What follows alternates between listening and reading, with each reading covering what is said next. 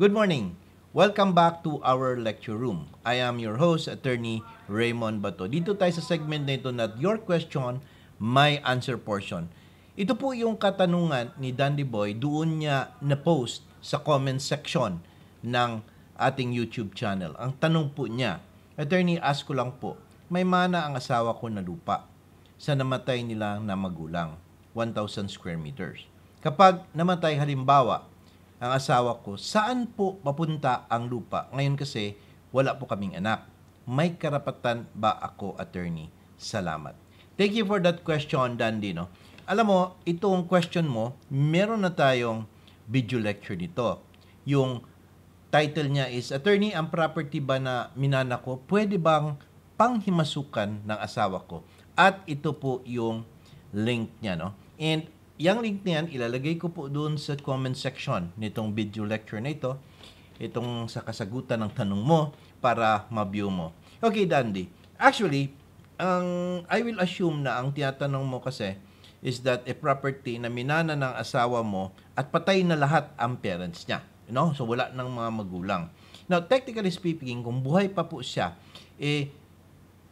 siya lang po ang may-ari ng property niyan.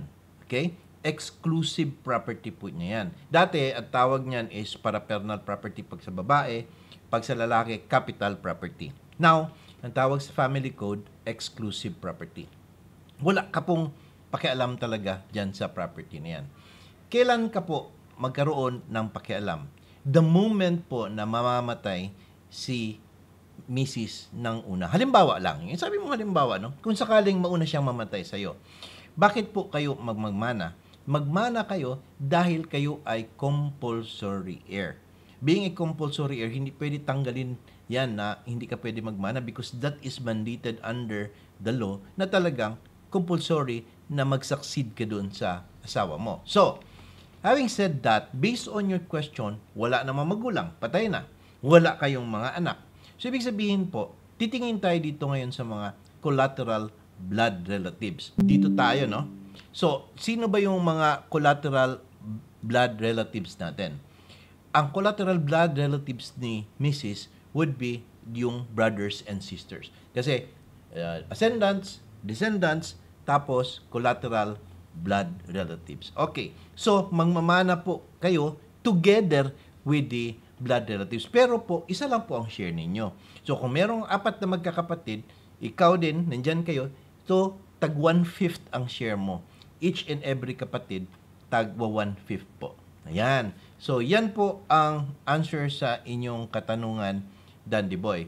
I hope I have answered your question. So, why I am doing this, itong mga short questions and short answers, kasi po, ang comment box section natin, hindi ko na nasasagot. Dahil every time mag-live tayo, nitry ko siya sagutin, napupuno po yung chat box natin. Puno po yung chat box. And dahil nauuna ko silang masagot, hindi ko na nasasagot tuloy itong ganitong mga questions. So, if you have questions na I think na maganda po, no? Good for education and discussions, no? With other subscribers. Kasi ang purpose po natin dito sa ating channel na ito is to educate all, no? So, iwasan po natin yung may kaso na po na pending, hindi po ako makakapagbigay ng opinion yan kasi inatawag nating sub judice rule. Iwasan din po natin kapag ang mga tanong po is yung personal at nag-identify kayo ng mga tao na hindi po maganda dahil kapag malaman nila at marinig nila, baka magagalit sila sa atin, no? So, try to ask yung mga educational questions involving property, involving land or personal property or real property katulad ng mga lupa, usapang mana, usapang lupa, usapang pamilya, usapang lahat, everything under the umbrella of the real estate industry. Kasi yan po ang focus natin dito sa video lectures natin. So with that, thank you, Dandy Boy. Again, I will try to find again for another question worth discussing here. Bye-bye.